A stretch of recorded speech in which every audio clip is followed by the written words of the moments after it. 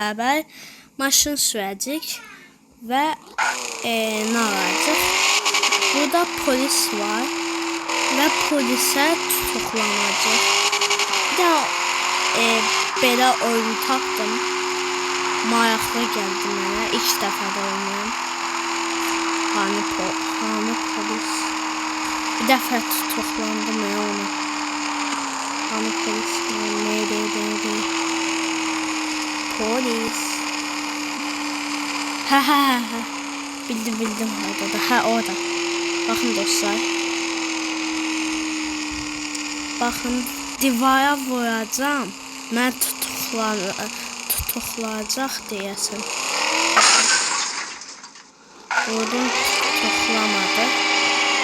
İndi mən onun maşınına vuracağım, tutuklanacağım. Dostlar, tutuklanmayın.